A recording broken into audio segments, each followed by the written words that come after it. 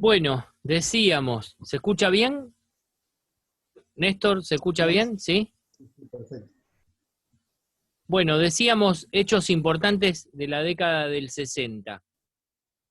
Eh, Terminaba yo diciendo el tema de Héctor Larrea y Cacho Fontana como dos locutores muy conocidos y que por suerte todavía siguen estando entre nosotros, pero me estoy olvidando un montón de otros locutores más que como es que estaban en esa década y trabajando y y importante también, ahí el texto menciona a José María Muñoz como relator ya conocido en la década del 60, eh, algunos locutores como Ariel Delgado, que era la voz institucional de Radio Colonia, una radio que para la década del 60 todos escuchábamos. ¿Por qué? Porque era una radio que transmitía desde Colonia, Uruguay, y entonces no tenía los problemas que tenían las radios de acá de Argentina, que en la década del 60 hubo varios golpes de Estado, y cuando sucedían los golpes de Estado, automáticamente las radios tenían un interventor militar que controlaba la actividad. Entonces Radio Colonia era la radio que transmitía las noticias que todos queríamos escuchar y que no podíamos porque los medios estaban intervenidos. Entonces Ariel Delgado, si ustedes ponen en YouTube Ariel Delgado, van a escuchar la voz de un locutor muy especial, una voz muy especial, y van a escuchar cómo brindaba esos informativos Radio Colonia.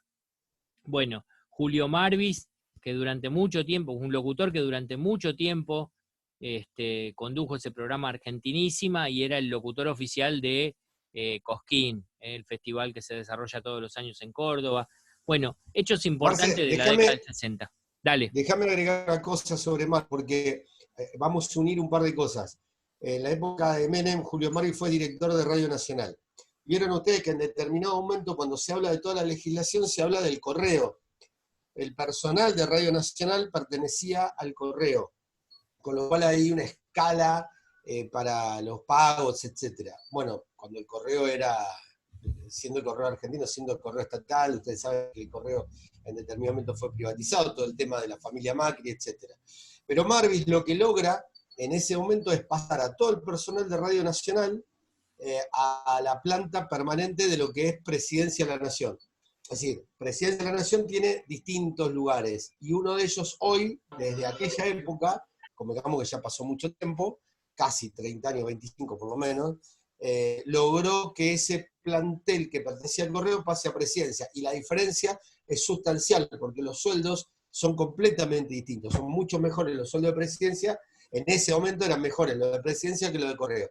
Digo, y este locutor que en ese momento pertenecía a Argentinísima, que era conocido por el tema de Cosquín y de la presentación y el aquí Cosquín, etc., fue quien, siendo un personaje bastante controversial, ¿no? Porque, ahí estaban los que lo querían y los que no lo querían, pero logró en ese instante recuperar dos cosas. Una, el edificio Maipú 555, donde figuraba Radio El Mundo, pasó a estar Radio Nacional, donde está ahora, y otra, pasar al plantel de Córdoba. Digo, quiero reconocer esto porque dentro de todos los errores que puede haber cometido Davis, esta fue una buena, las dos cosas fueron una buena decisión. Recuperar Maipú 555 que fue construido como un edificio radio para que sea explotado por Radio Nacional, y la otra, que el personal que pertenecía a Correo pasara a Presidencia de la Nación. Lo quiero reconocer porque me pareció que dentro de las cosas buenas que se hicieron, dentro de todo lo malo, esas son las cosas buenas que se pueden rescatar, ¿no? Bueno, esto es una radio de la década del 70.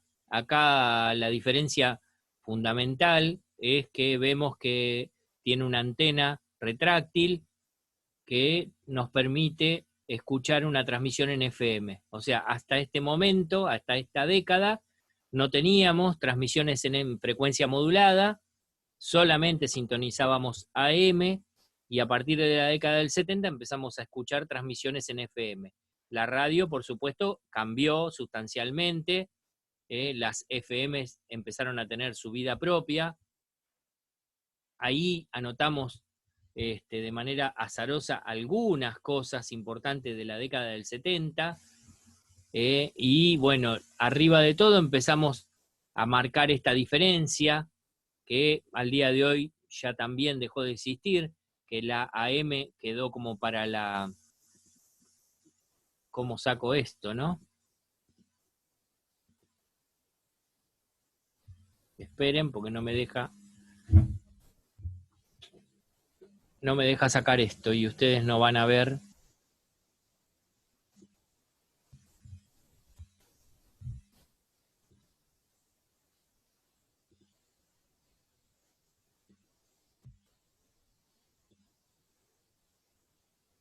Ahí está. La AM se la catalogaba como una radio para la información y la FM para la música. Con el pasar del tiempo eso fue cambiando, pero en los primeros momentos la calidad de audio de frecuencia modulada venía al pelo, digamos, venía bárbaro para escuchar música, por eso que la música tuvo su refugio en las FM. Bueno, en 1972 se creó el CONFER, que después dejó de existir, pero era el Comité Federal de Radiodifusión. El CONFER pertenecía a la Presidencia de la Nación y era el encargado de controlar lo que sucedía en los medios de comunicación.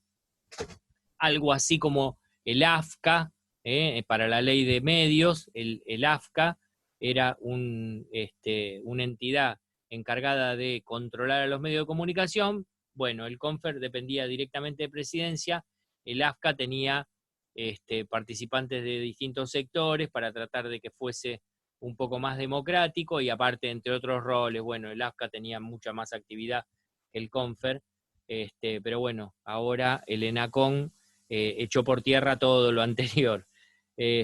Así que bueno, ahí aparecen también nombres de algunos locutores importantes de la década del 70, Juan Alberto Badía, Omar Serazuolo y muchas locutoras con voces femeninas muy importantes, muy conocidas algunas, los programas de música a la noche, sobre todo algunos nombres como Modar en la Noche, Imagínate, Las 7 Lunas de Crandall, que era el auspiciante de uno de los espacios de radio dedicados a la música, algunos personajes muy importantes, también locutores con voces muy especiales como Hugo Guerrero Martínez, un peruano, un locutor peruano que se conoció mucho en nuestro país, que ya no está más. Bueno, la dictadura militar también, la última dictadura militar, también tomó las radios para nombrar interventores que trabajaban en cada una de las radios, y la última dictadura militar no cambió eso,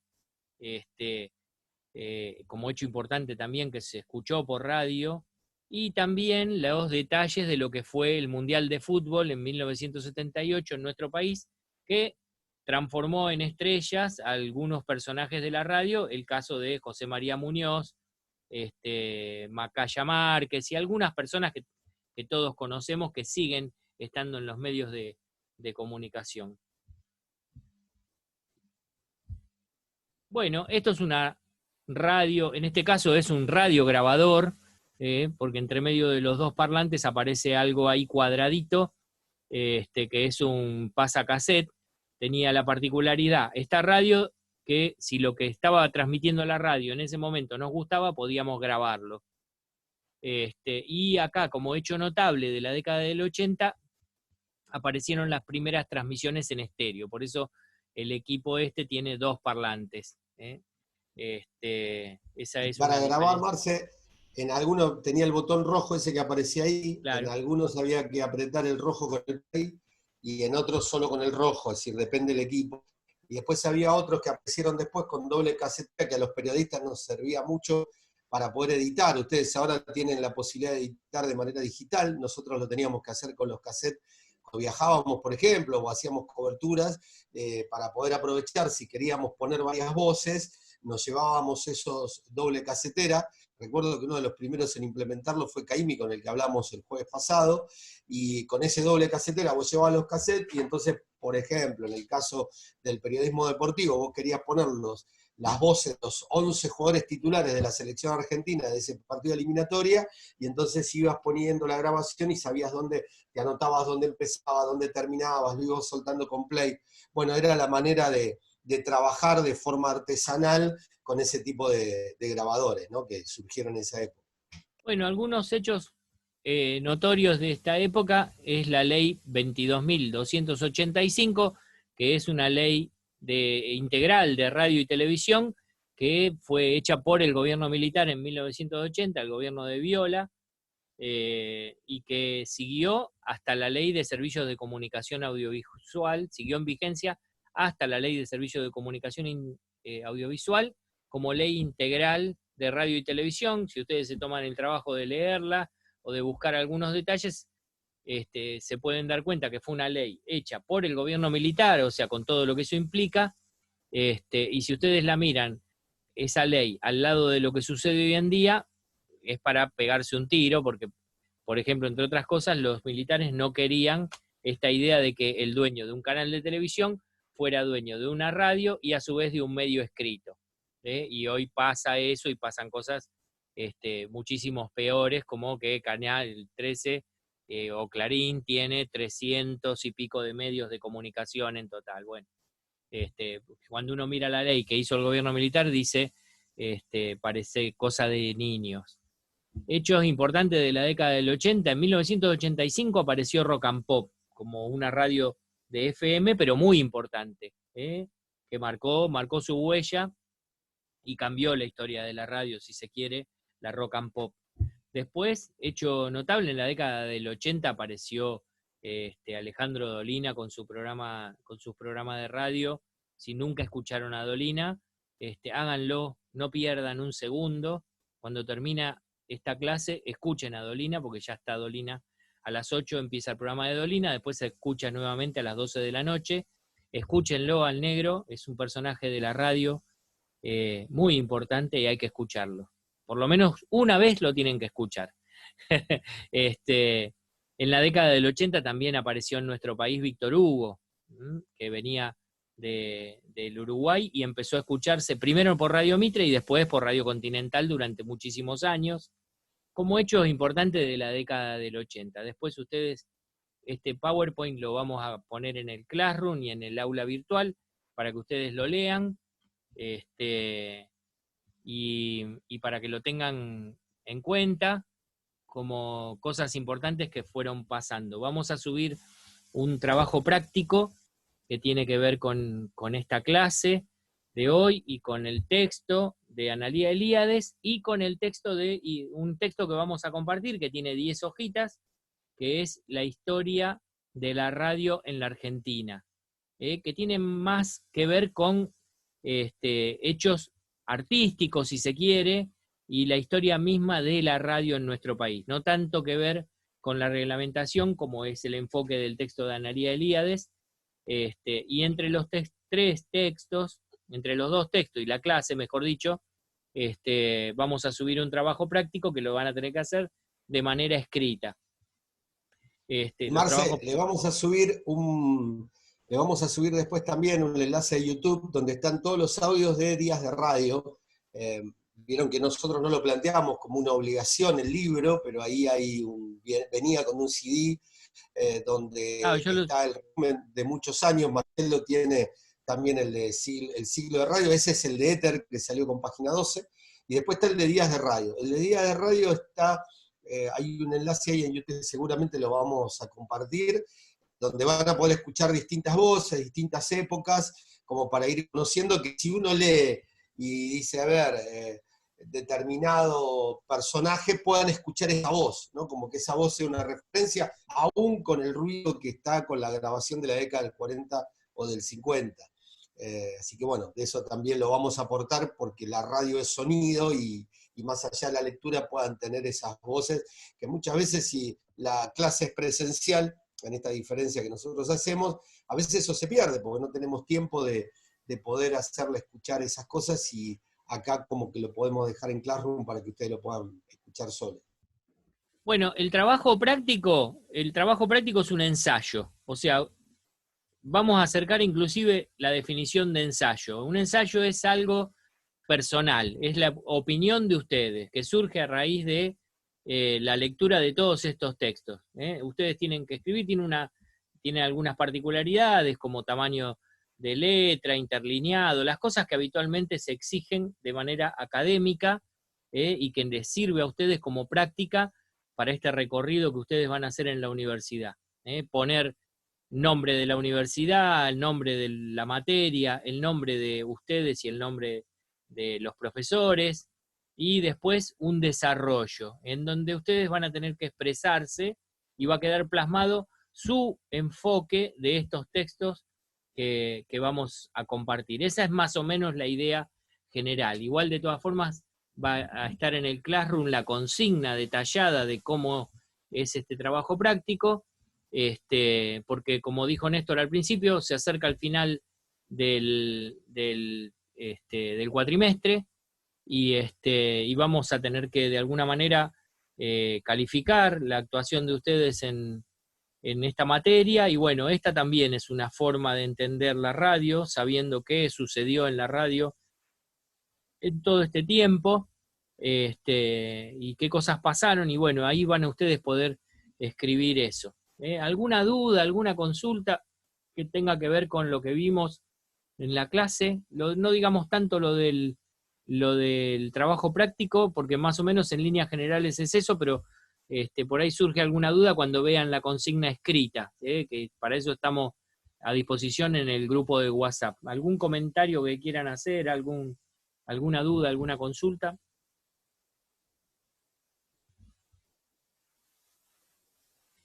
Como decimos siempre, Marce, o no nos dan bolilla o termina siendo todo muy claro. Son las dos opciones que tenemos, no hay mucho. En mi caso, profe, tenía una pregunta, pero como ya la habíamos respondido antes de empezar con los PowerPoint, ya me aclararon todas las dudas. Bárbaro, fenómeno. Sí, y ahí, Lore, pará, porque creo que vos fuiste que dijiste que le hiciste una nota a Nora Perlé. Sí, hace unas semanas antes de la cuarentena, de empezar, no, una semana antes de la cuarentena, que tenía que ver con un contenido que yo ya creo que se lo había comentado, que era con respecto al 24 de marzo, y nos contó una anécdota triste, pero incluso hasta graciosa, que cuando llegó el interventor, a la radio ellos tenían un personaje que era muy cómico, digamos, ¿no? Que, digamos, todo el equipo, en una sección determinada, hacían como una especie de humor. Y era un humor casi infantil, no tenía ninguna reminiscencia ni política ni nada. Pero que ella observaba que había tal persecución por el lado de los militares para sí mismos, que directamente lo censuró, y le explicaban que no tenía nada que ver ni con la política, ni con el proceso, pero lo contaba de una forma, y después contó otras anécdotas. Y la verdad, y tiene la voz impecable, hermosa. Y nada, creo que rescatar lo que ha sido la tradición de la radio de esas épocas con los altibajos que tuvieron es importante. Creo que Nora Perlé, yo no me acuerdo, pero cuando sale el listado, desclasifican el listado de los que estaban dentro de los medios perseguidos por la dictadura, ella no recuerdo si estaba, pero sí ella hizo referencia a un montón de periodistas y locutores, ¿no? Porque a veces los locutores tenían una función, ella explicaba, tenía una función más práctica, digamos, de relatar determinadas cosas y no meterse con la línea editorial del programa. Pero que incluso así figuraba, o sea, se notaba que figuraban como perseguidos. Pero interesante, por lo menos, sí. Está bien, es de un momento puntual histórico, no en referencia a la historia de la radio en general, pero muy, muy interesante. Lo que pasa que, por ejemplo, ella a lo mejor lo que quizás ya podía trabajar, pero lo que no podía pasar era determinados temas. Por ejemplo, hay un espectáculo, bueno, ahora lógica no está, que dirige Daniel Landea, que llama De eso no se canta, en vez de eso no se habla, donde se habla de todos los temas, se cantan todos los temas que estaban prohibidos en esa época. No está incluido en ese espectáculo, pero por ejemplo, había un tema de Alberto Cortés que se llamaba Compañera Mía, que es un tema de amor, y que como tenía la palabra compañera, lo habían prohibido. Hasta a ese nivel, digo, para que entiendan la lógica que aplicaban los militares en aquella época, con esto que dice Lorena, que habló con Nora Perlé.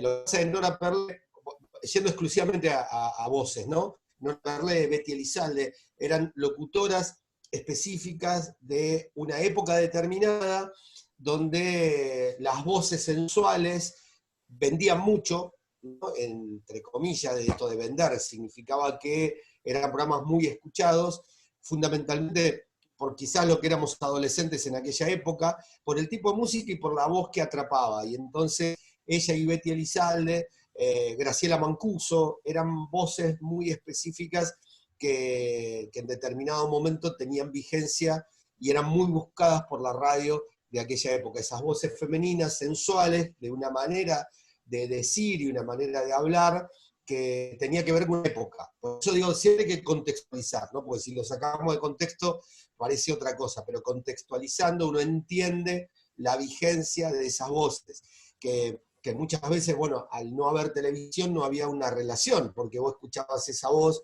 como dijimos en una de las primeras clases, la voz que escuchabas te la imaginabas, hoy todo pasa por la pantalla, por la imagen. Así que bueno, tiene que ver con eso. Bienvenido sea que la pudiste entrevistar. Y lo último, que es una chiquito, en 1920 se usaban auriculares para escuchar radio y hoy en día volvemos a lo mismo. Es muy, o sea, ¿no? O sea, no, evolucionó la tecnología, pero involucionó la forma colectiva de escuchar las noticias y demás. Pero bueno, nada.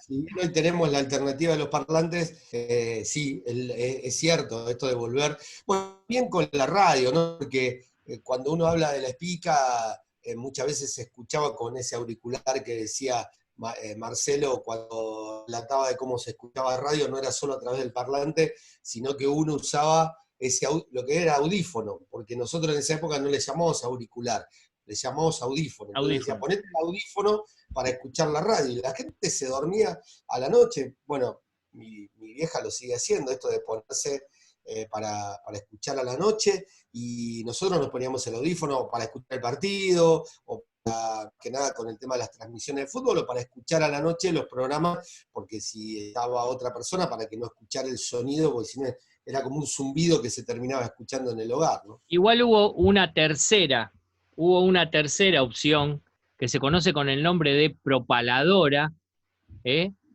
era una radio que transmitía por cable y que tenía distribuido cables en todo eso. Normalmente se usaba en el interior del país, en los lugares donde habitaban pocas personas, una radio con estudios que transmitía al aire, pero a su vez que tenía parlantes distribuidos en todo el pueblo y la gente por la calle escuchaba a esa emisora. Eso se llama propaladora, cuando lo que se transmite a través de un cable, que es una opción que también dejó de existir. Hace poquito yo hice un proyecto de propaladora para la escuela secundaria, en donde doy clases, y el director me dice, ¿qué es una propaladora? Bueno, una propaladora es eso, y pusimos el proyecto de poner parlantes por todos lados en la escuela y que los chicos que hacen el taller de radio los puedan escuchar los compañeros en los recreos. Bueno, eso es una propaladora, que también es algo que funcionaba en nuestro país, pero ya por supuesto, dejó de existir. Pero es una opción también que tenía la radio en algún momento. Bueno, si no hay más preguntas, cerramos con esto. Nos quedan un par de temas para desarrollar que, a ver, tiene que ver con roles. Nos queda el rol de movilero, cuando a quienes en ese rol les gusta que le digamos cronista de exteriores y no que digamos mobileros o mobileras. Cronista de exteriores es una de las cosas que nos queda ver entrevistas y nos queda ver operación técnica. nos van a dar las clases, por supuesto, no hay inconveniente para poder ver todo lo que queda. Así que eso sería como para ir cerrando los temas principales y el desarrollo de todas las 188 páginas en sus temas puntuales. Incluso Sebastián habló de podcast en su momento, que podcast no está en las 188 páginas del libro. Así que, bueno, los temas es como que ya nos queda poco, pero casi como que hemos desarrollado todo lo que tiene que ver durante el cuatrimestre de la cursada de Radio 1, así que estamos muy felices de haberlo podido hacer, y que quienes no están ahora en vivo lo puedan seguir de manera grabada a través del Classroom. Así que apenas podemos lo subimos, Marce, ¿sí? Una consulta para Sí. organizarme yo en función de mi trabajo. Para finalizar el cuatrimestre, ¿se va a pedir alguna presentación global de la materia? O sea, tipo alguna evaluación que tengamos que hacer que nos insuma más de lo que del tiempo de semana a semana. Digo, porque, o sea, bueno, puntualmente no, yo, digamos, con el ritmo de trabajo que tenemos, quizás es necesario que lo vaya avisando si necesito tomarme algunos días. No, el Pregunto, tema es, hay un práctico que nosotros les pedimos de 3 minutos, que bueno, generalmente lo hacen en vivo, en este caso apostamos a que lo hagan ustedes y que lo desarrollen, donde puedan aplicar todo esto que vimos, ¿no? Son 3 minutos de un informe periodístico, por eso vamos a hablar de informe periodístico, donde en esos 3 minutos puedan poner una cortina, puedan hacer un corte de audio de una entrevista, donde ustedes puedan desarrollar un texto, y que ese informe de 3 minutos como que quede una síntesis de la parte práctica de todo lo que vimos. La parte teórica es como que lo fueron entregando semana a semana. En vez de hacer, nosotros habitualmente tomamos un examen de 10 preguntas, bueno, en vez de hacer ese examen de 10 preguntas, se hacen todos los trabajos que fueron haciendo como un resumen de todo aquello que fuimos viendo, ¿no? Fundamentalmente eso. No hay una idea de... Sí, Marce. No, que sobre todo ahora el trabajo escrito que tienen que hacer, tiene ahí la expresión de cada uno, o sea, no va a haber un trabajo igual a otro, porque como es un ensayo, tienen que ustedes poner la palabra propia, y ahí eso se va a tener en cuenta como algo importante, a calificar, inclusive los trabajos prácticos que vienen haciendo, vienen teniendo una calificación. No teman al tema de la calificación, porque no, de seguir trabajando como vienen la mayoría, no van a tener ningún problema. Y vamos a hacer bastante práctica de acá al final, para poder tener por ahí más cerca de las últimas clases el informe que le vamos a pedir, este informe que comentaba Néstor. Primero vamos a hacer alguna especie de prueba, y después vamos a tener el último, digamos, que es el que vamos a calificar como más importante, y de alguna manera, de esa manera vamos a poder cerrar una nota del cuatrimestre. Pero no se preocupen por eso. De hecho, le vamos a poner ejemplos. Y otra cosa, Marce, vamos a hacer como con el grupo del lunes. Bueno, el lunes nosotros no vamos a hacer Zoom porque es feriado, pero vamos a darle igual a ellos, aunque cursen los jueves, la misma chance, que tengan 2 semanas para presentarlo en vez de que estén corriendo acá el jueves que viene.